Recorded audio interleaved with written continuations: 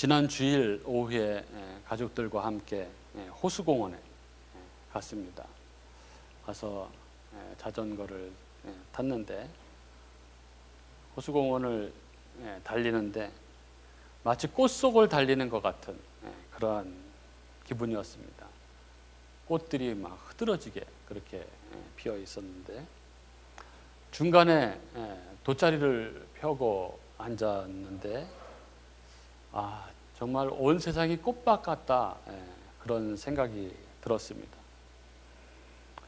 그때 최인호의 꽃밭이라는 그런 에세이집이 생각이 났는데 거기에 조선 세종 때 최한경이라는 유생이 쓴 시를 소개하는데 그 시의 내용이 이렇습니다.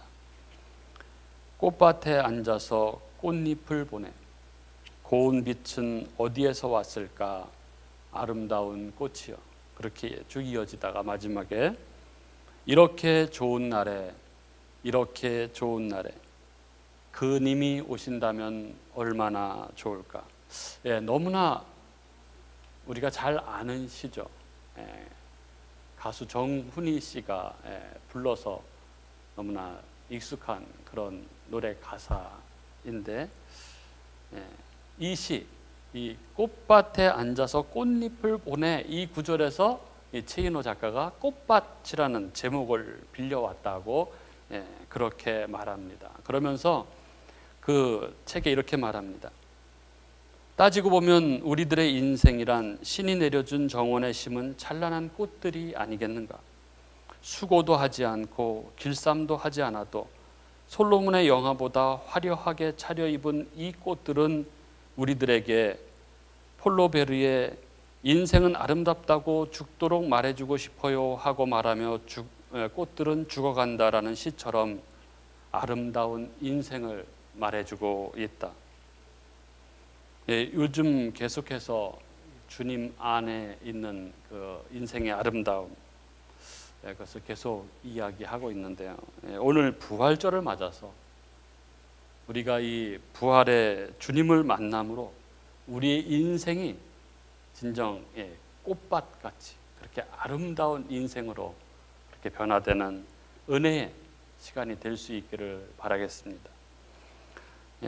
본문을 보시면은 오늘 2절에 보면은 디베랴 바닷가에서 시몬 베드로, 또 디드모라 하는 별명을 가진 도마, 또 갈릴리 가나 사람 나다나엘, 그리고 세베대의 두 아들, 그리고 다른 두 제자가 함께 있었습니다. 3년 동안 따라다니던 스승을 잃은 이 7명의 제자가 갈릴리에 모여 있었습니다. 그들은 이런저런 이야기를 나누었을 것입니다. 아마도 예수님이 부활하셨어, 내가 직접 봤어, 이렇게 이야기하는 제자도 있었을 것이고, 아니야 절대 그럴 리 없어, 그분은 죽으셨잖아, 이렇게 이야기하는 제자도 있었을 것입니다. 그런데 이들의 이런 대화에 끼어들 수 없는 사람이 있었습니다. 바로 베드로였습니다. 스스로 자신을 예수님의 수제자라고 그렇게 생각했지만 결정적인 순간에 그는 완전한 배신자가 되어버리고 말았습니다. 이제 설령 예수님께서 다시 살아나셨다고 한들 이제 예수님을 다시 대면할 그런 면목도 없다고 그는 생각했을 것입니다. 그래서인지 3절에 그는 나는 물고기 잡으러 간다 하면서 자리를 털고 일어났습니다. 그러자 나머지 제자들이 같이 가자며 함께 나섭니다. 그리고 밤이 새도록 그물을 계속해서 던져보지만 그러나 거두어 보면 쓸쓸한 빈 그물뿐. 마치 그것은 자신들의 처량한 신세를 보여주는 것 같았습니다. 베드로가 지친 고개를 들어서 먼 허공을 봅니다. 희뿌연 안개 저 너머 헐몬산의 그 꼭대기의 흰 눈은 3년 전 그때나 마찬가지로 여전히 눈이 부십니다. 그래서 더더욱 마음이 아려오는지도 모르겠습니다. 지나간 그 시간들의 기억들, 모든 것이 다 잘 돼 가는 것 같았습니다. 3년 전 가족과 집을 다 버리고 그분을 따라 나설 때 그분이 메시아라고 확신했고 그분이 이스라엘을 해방시켜 줄 분이라고 그렇게 믿었습니다. 그분의 모습에서 그걸 느꼈고, 그분이 말씀하신 대로 그물을 내렸을 때 그물이 찢어질 듯 가득히 잡힌 그 물고기, 평생 어부로 살아왔지만 그건 도저히 있을 수 없는 일이었습니다. 그리고 그분 곁에 그분을 따라다니며 보았던 그 숱한 놀라운 일들, 소경이 눈을 뜨고 문둥병자가 병이 나고 그분의 말씀 한마디에 귀신들이 떨며 떠나갔습니다. 광풍을 꾸짖으시니 광풍이 잔잔해졌습니다. 죽은 자가 일어나고 보리떡 5개와 물고기 2마리로 5,000명을 배불리 먹이시고 12광주리가 남았습니다. 그분은 완전한 메시아셨습니다. 나귀 새끼를 타고 예루살렘에 입성하던 날, 온 예루살렘을 가득 메운 그 인파들, 그 엄청난 환호, 사람들이 거리로 뛰쳐나와서 종려나무를 흔들면서 호산나를 외칠 때 우리는 이스라엘의 해방이 눈앞에 온 줄 알았습니다. 그러나 나는 서서히 무너져 내리고 있었습니다. 파도가 밀려와서 모래톱을 걷어내면 숨겨진 바위가 모습을 드러내듯이 어느 날부터인가 내 안에 감춰져 있던 그 욕망들, 믿음이라는 가면 위에 덮여져 있던 나의 연약함들이 서서히 그 모습을 드러내기 시작했습니다. 가이사랴 빌립보에서 주는 그리스도시요 살아계신 하나님의 아들이니이다 라는 그 신앙 고백을 들으시고 내가 이 반석 위에 내 교회를 세우리니 음부의 권세가 이기지 못하리라 말씀하실 그때까지만 해도 전혀 상상할 수도 없는 일이었습니다. 그러나 이어서 주님께서 고난을 받으시고 죽으신다는 말씀을 하실 때 결코 그러실 수 없다고, 나는 결코 그렇게 두지 않겠다고 주님을 막아선 그때부터 이미 나의 믿음의 실체는 그 연약한 모습을 드러내고 있었습니다. 그리고 겟세마네 동산, 그 차갑고 깊은 어둠 속 신음하며 절규하는 주님의 기도 소리에도 나는 밀려오는 잠을 쫓아내지 못했습니다. 2번이나 깨우면서 당신을 위해 기도해 달라고 그렇게 부탁하셨는데 나는 단 한순간도 기도하지 못했습니다.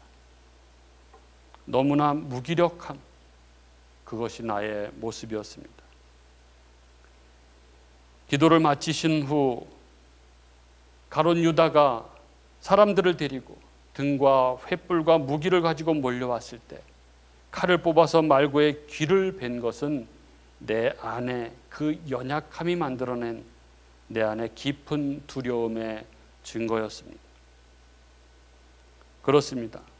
실패도 성공도 단 한순간에 찾아오는 것이 아니라 서서히 시간을 두고 자랍니다. 그 출발은 아주 작게 시작합니다. 그래서 우리는 사소한 일에 주의를 기울여야 합니다. 큰 일은 별것이 아니라고 생각되는 그런 일들로부터 서서히 시작된다는 것을 우리는 기억해야 합니다. 그렇게 한쪽 구석이 무너지고 또 한쪽이 무너지고 한쪽이 무너지고 그러다가 전체가 무너져 내리는 것입니다. 그래서 확고한 믿음으로 서 있지 못하면 그 연약한 틈을 파고드는 우리의 죄된 욕망은 서서히 우리의 하나하나를 잠식시키고 결국은 우리 신앙을 무너뜨리고 마는 것입니다. 얼마 전에 딸에게, 예원아, 아빠가 왁스를 발랐는데 이렇게 머리가 정리가 안 되지? 그러자 딸이 이렇게 말했습니다. 너무 조금 바른 거 아니야?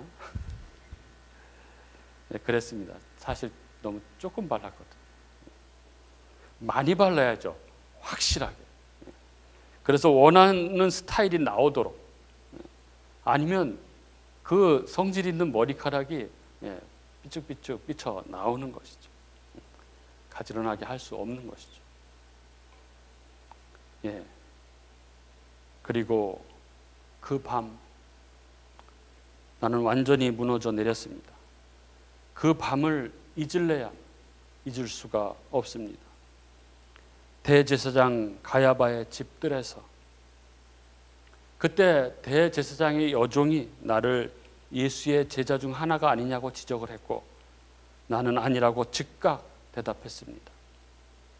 그리고 그 여종이 다른 사람들에게 저 사람이 예수의 제자라고 이야기했을 때 나는 아니라고 부인했습니다. 그리고 잠시 후 곁에 있던 사람들이 내가 예수의 제자가 맞다고 그렇게 이야기했을 때 나는 저주하고 맹세하며 부인했습니다. 그렇게 순식간에 나는 3번이나 주님을 부인했습니다. 그때 닭이 2번 울었고 그 순간 주님의 눈과 나의 눈이 마주쳤습니다. 그 타오르는 모닥불 그 불꽃 사이로 나는 정말 나를 용서할 수 없습니다. 어떤 일이 있어도 주님을 배반하지 않겠노라고 그렇게 호언장담했었는데 모든 것이 다 무너져 내리고 말았습니다. 주님이 다시 살아나셨다. 사람들이 그렇게 말을 하지만 그게 사실이라 해도 나는 주님을 만날 자신이 없습니다.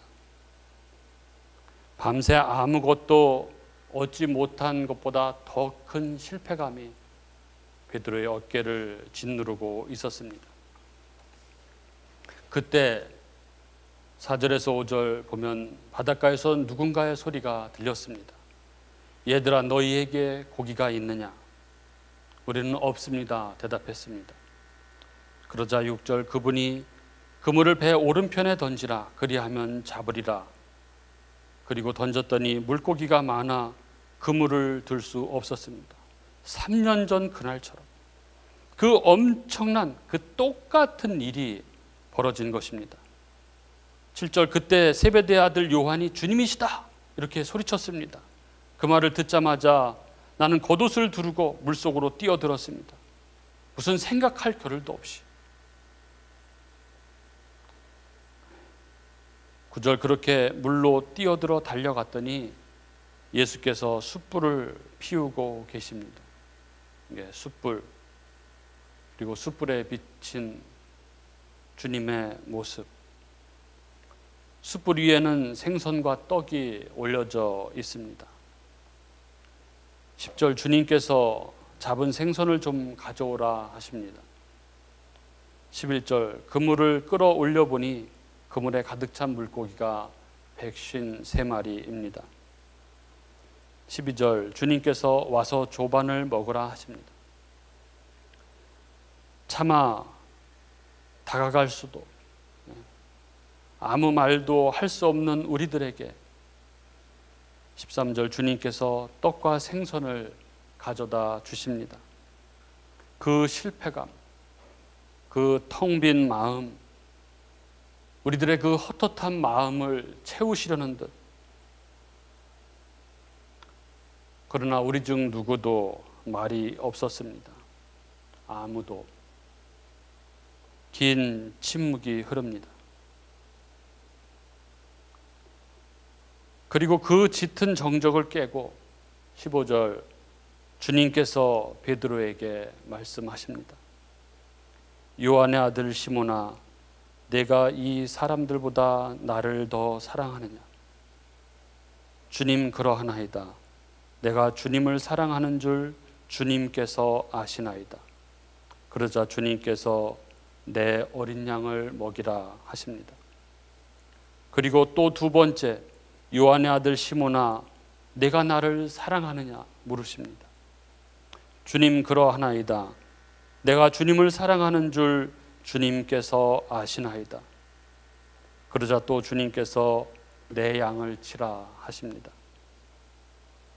그리고 또 세 번째, 요한의 아들 시몬아 내가 나를 사랑하느냐. 사실 처음 대답도 잎이 떨어지지 않는 것이었습니다. 어떻게 주님을 사랑한다고 말할 수 있겠습니까? 그 기억들이 너무도 생생한데. 그리고 두 번째 질문을 하셨을 때 내 대답은 정말 신음 같은 것이었습니다. 차마 주님을 볼 수가 없어서 고개를 깊이 숙인 채 신음처럼 겨우 내놓은 말, 주님을 사랑하는 줄 주님께서 아십니다. 그런데 주님께서 그 똑같은 질문을 세 번째 하십니다. 요한의 아들 시몬아 내가 나를 사랑하느냐. 주님 나는 더 이상 말할 수 없습니다. 저주하면서 맹세하면서까지 주님을 부인했는데 그 모닥불빛 사이에 마주쳤던 주님의 눈빛이 아직도 너무나 선연한데 내가 어떻게 주님을 사랑한다고 말할 수 있겠습니까? 도대체 주님은 내게 무엇을 원하시는 것입니까? 여러분, 도대체 주님께서 베드로에게 세 번 똑같은 질문을 하시는 이유가 뭡니까? 앞서 초두에 말씀드린 이 최인호의 꽃밭이라는 책에 세 번 이상 물으라 하는 글이 있습니다. 노인에게 의견을 물을 때에는 한 번 묻는 것으로 끝내지 말고 세 번 이상 거듭해서 물어야 한다는 것입니다. 노인들은 쉽게 속내를 드러내지 않기 때문에 예라는 대답을 할 경우에도 일단 글쎄 이렇게 대답하는 경우가 왕왕 있다는 것입니다. 그래서 첫 번째 질문에 글쎄 하고 대답을 유보했다고 해서 그걸로 결정을 해버리면 실수를 하게 된다는 것입니다. 그러면서 최인호 작가는 오늘 요한복음 이 본문의 내용을 거론하면서 이렇게 말합니다. 성경을 보면 부활한 예수가 베드로에게 나타나 세 번이나 거듭해서 내가 나를 사랑하느냐 하고 묻는 장면이 나온다. 베드로는 세 번이나 예수가 나를 사랑하느냐 하고 묻는 바람에 슬퍼져서 이렇게 대답하였다고 요한복음은 기록하고 있다. 주님께서는 모든 일을 다 알고 계십니다. 그러니 제가 주님을 사랑한다는 것을 모르실 리가 없습니다. 그러면 예수는 어째서 베드로에게 세 번이나 너는 나를 사랑하느냐 하고 질문하였던 것일까? 예수는 어째서 주님 아시는 바와 같이 저는 주님을 사랑합니다라는 베드로의 첫 번째 대답에도 불구하고 똑같은 질문을 세 번이나 거듭거듭 묻고 있는 것일까? 성철 스님의 상좌였던 원택 스님이 말하길 이 원택 스님이 성철 스님에게 뭐라고 말씀하시면 성철 스님은 반드시 세 번을 되물어 물어보았다고 합니다. 예를 들어서 원택 스님이 스님 그 집 냉면 맛있습니다 이렇게 말하면 성철 스님은 그 말이 참말이가 그 말이 참말이가 그 말이 참말이가 이렇게 세 번 거듭해서 물었다는 것입니다. 그런데 이상한 것은 이 세 번이나 똑같은 질문을 받게 되면 자신이 생각하고 있던 것, 내가 생각하고 있던 것, 그 집 냉면이 맛있는 음식이라는 그 고정관념이 과연 객관적인 것인가? 아니면 나의 편견인가? 아니면 거짓말인가? 하는 존재론적인 회의에 사로잡히게 된다는 것입니다. 예수님께서 베드로에게 세 번이나 동일한 질문을 하신 것은 지금 베드로의 감정을 확인하고 계신 것이 아닙니다. 지금 예수님은 베드로에게 존재론적 사유를 요구하고 계신 것입니다. 내가 나를 사랑한다는 것이 무엇이냐? 내가 나를 따라다녔던 이유가 무엇이냐? 내가 나와 함께한 그 3년이란 시간이 무엇을 위한 것이었느냐? 너에게 나는 무엇이냐? 라고 주님께서 묻고 계신 것입니다.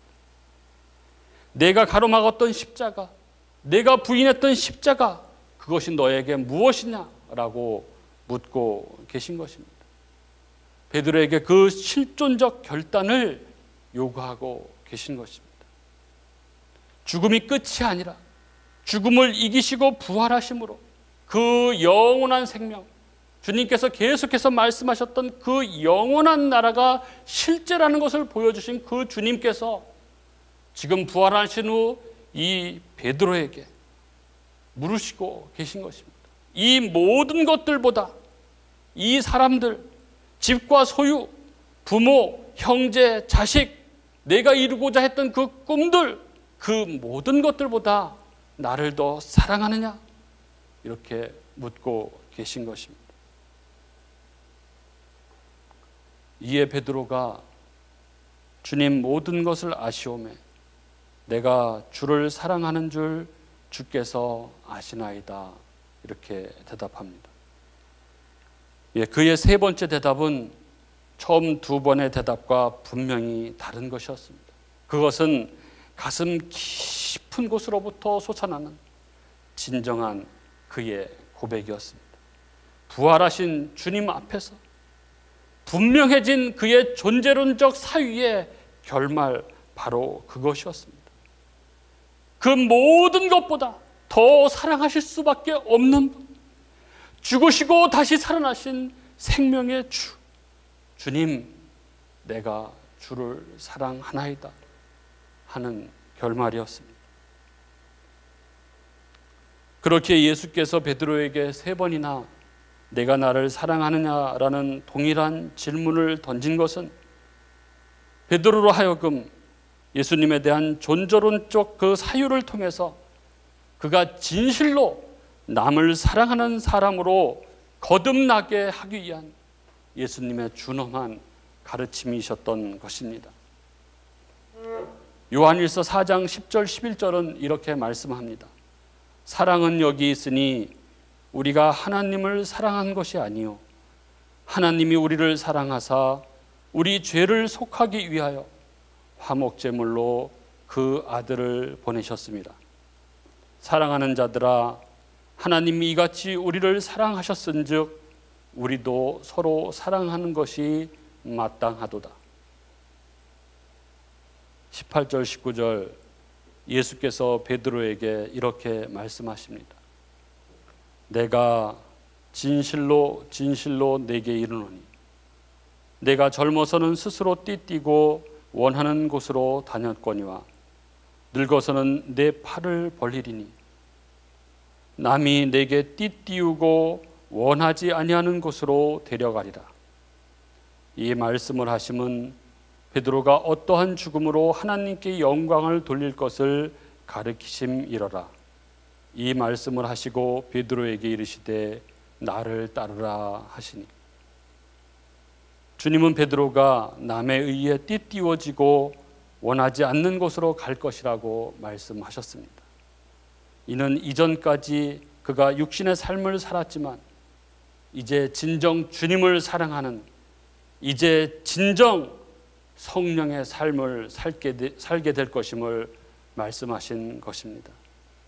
이제 그 사명의 삶, 부르심 앞에 살아가는 삶, 진정한 인생, 영원한 꽃밭을 향해 달려가는 그 삶, 그 삶을 살게 될 것임을 말씀하신 것입니다. 초대교회 역사는 베드로가 얼마나 주님을 사랑하며 주님의 양들인 교회를 어떻게 돌보았는지, 생명 되신 예수를 그가 어떻게 따라갔는지 생생히 증언합니다. 사도행전 12장까지에는 예수님의 질문과 명령에 대한 베드로의 대답이 그의 삶을 통해 아주 선명하게 낱낱이 드러나고 있음을 증언하고 있습니다. 그 연약하고 두려움이 많았던 그는 예수께서 죽으시고 부활하셨다는 것을, 그가 성경이 말해온 진정한 메시아라는 것을, 그를 믿는 자에게 영원한 구원이 주어진다는 것을 담대히 선포함으로 한 번의 선포에, 복음 선포에 3,000명이 회개하고 5,000명이 회개하는 놀라운 일이 일어났습니다. 안진뱅이가 일으켜지고 예루살렘 교회의 지도자로 온 교회를 돌보는 사도 중에 사도가 되었습니다. 사도행전 12장에서 다른 곳으로 갔다는 언급 이후 사실상 베드로는 신약 성서에서 그 기록이 사라지지만 그에 대한 수많은 전승들은 그가 로마에서 순교하기까지 그가 주님을 얼마나 사랑했는지,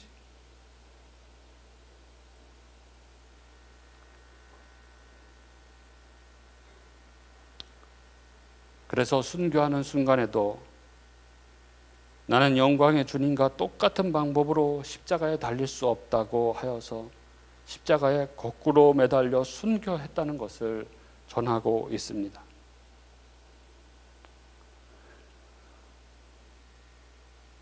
오늘 이 부활주일에 우리에게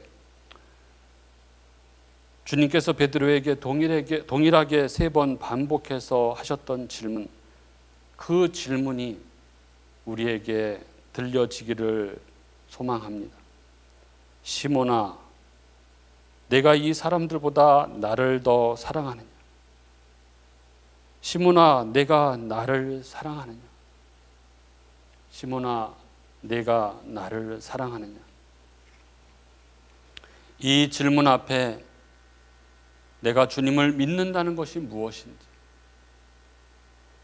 내가 고백하는 주님에 대한 사랑이 진정 무엇인지, 내가 무엇을 향하여 달려가고 있는지 돌아보고 부활의 주님 앞에 다시 믿음으로 당당히 서는 그런 저와 여러분이 될 수 있기를 주님의 이름으로 축복합니다.